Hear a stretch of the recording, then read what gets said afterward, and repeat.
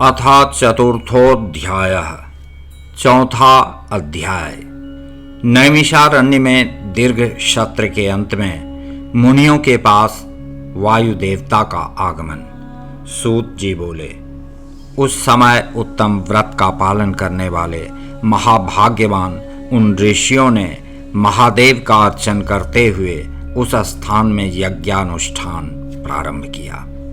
उन महर्षियों का वह यज्ञ अनेक प्रकार के आश्चर्यों से वैसे ही परिपूर्ण था जिस प्रकार पूर्व समय में सृष्टि की इच्छा करने वाले विश्व स्रष्टा प्रजापतियों का यज्ञ था। कुछ समय बीत जाने पर प्रचुर दक्षिणा वाला वह यज्ञ जब समाप्त हो गया, तब ब्रह्मा जी की आज्ञा से वहां स्वयं वायुदेव आए। वे वायुदेव साक्षात स्वयं भू ब्रह्मा के शिष्य, सब कुछ प्रत्यक्ष देखने वाले तथा इंद्रियों को वश में रखने वाले थे, जिनकी आज्ञा में 49 मरुदगण सर्वदा समुद्यत रहते हैं, जो प्राण आदि अपनी वृत्तियों के द्वारा अंगों को चेष्टावान करते रहते हैं, जो समस्त प्राणियों के शरीरों को धारण करते हैं, जो अणिमादि 8 प्रकार की सिद्धियों तथा नानाविध ऐश्वर्यों से युक्त हैं, जो तिरछी पड़ने वाली अपनी पवित्र गतियों से भुवनों को धारण करते हैं, जो आकाश से उत्पन्न हुए हैं, जो स्पर्श एवं शब्द नामक 2 गुणों वाले हैं, तत्ववेत्ता लोग जिन्हें तेजों की प्रकृति कहते हैं, उन्हें आश्रम में आया देखकर दीर्घकालिक यज्ञ करने वाले मुनिगण ब्रह्मा जी के वचन का स्मरण कर अत्यंत प्रसन्न हो गए। तब सभी ने उठकर आकाश जन्मा वायुदेव को प्रणाम कर उन्हें बैठने के लिए सुवर्णमय आसन प्रदान किया। इसके पश्चात मुनियों ने उस आसन पर बैठे हुए वायुदेव की भली भांति पूजा की और उन्होंने भी उन सभी की प्रशंसा कर उनसे कुशल पूछा। वायु बोले, हे ब्राह्मणों, इस महायज्ञ के पूरे होने तक आप लोग सकुशल तो रहे। यज्ञ में विघ्न डालने वाले देव शत्रु दैत्यों ने कहीं विघ्न तो उपस्थित नहीं किया। आपके इस यज्ञ में कोई प्रत्यवाय अर्थात उपद्रव तो नहीं हुआ। आप लोगों ने स्तवन तथा मंत्र जप के द्वारा देवगणों का तथा पितृकर्मों के द्वारा पितरों का पूजन कर ठीक तरह से यज्ञानुष्ठान की विधि संपन्न तो कर ली।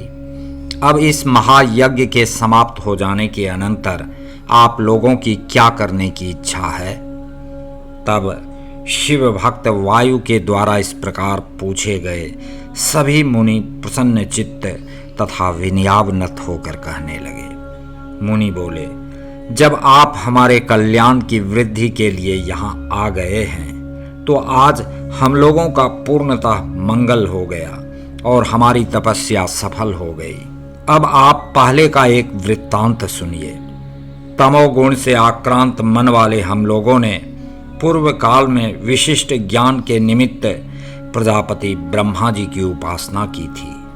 तब शरणागतों की रक्षा करने वाले उन्होंने हम शरणागतों पर कृपा करके कहा, हे ब्राह्मणों, सभी कारणों के कारण रुद्रदेव सर्वश्रेष्ठ हैं। तर्क से परे उन रुद्र देवता को यथार्थ रूप से भक्तिमान ही देख सकता है और इन्हीं की प्रसन्नता से भक्ति मिलती है और अंत में मुक्ति भी प्राप्त होती है।